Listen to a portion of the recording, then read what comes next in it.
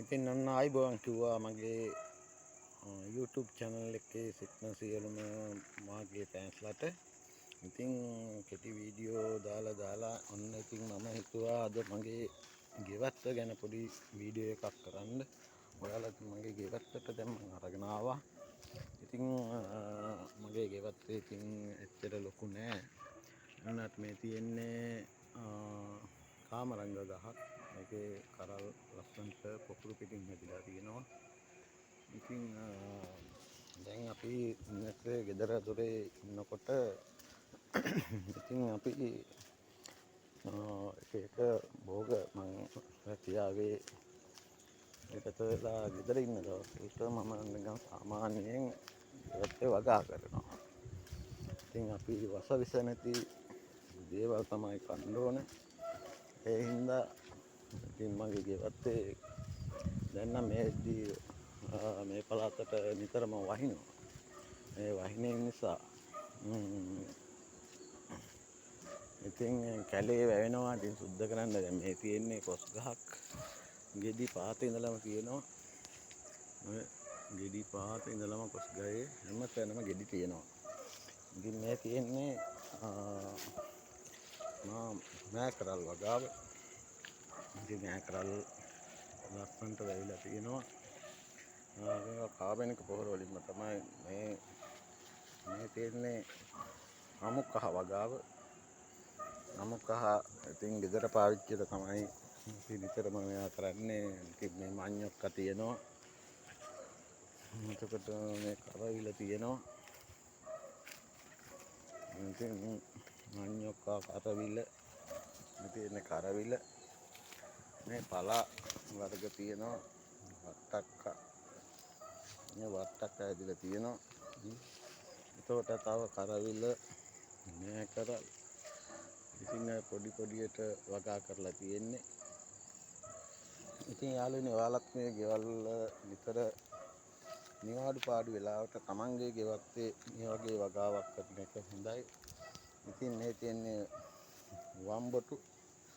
ඉතින් මේ ගම්මිරිස් මම හිටවලා තියෙනවා. ගම්මිරිස් බැල ඒවා ගිනිසීරියා. එතකොට මේ බටු මේ තිබ්බටු ඉතින් මෙතන ගම්මිරිස් තියෙනවා. මෑකරල් තියෙනවා. එතකොට මේ තියෙන්නේ මගේ මඤ්ඤොක්ක වගාව. එතකොට මෙතන තියෙනවා අලු කෙසෙල් කනක් පීදිලා තියෙනවා. ඉතින්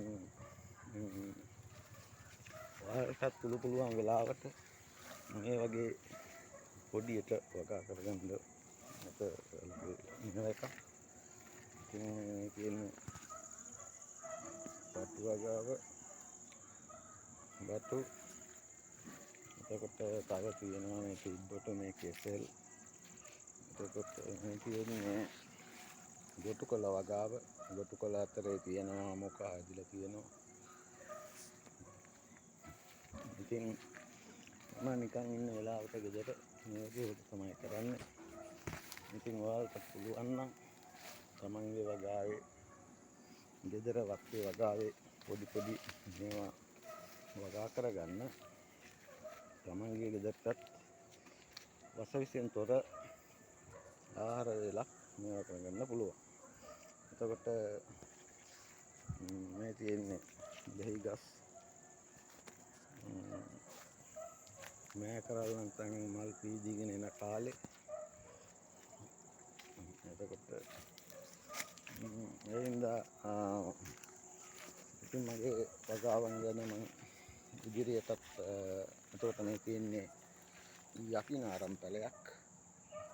යකිනාරම් සෙමට කැස්සට හඳ වටිනා ගුණදායක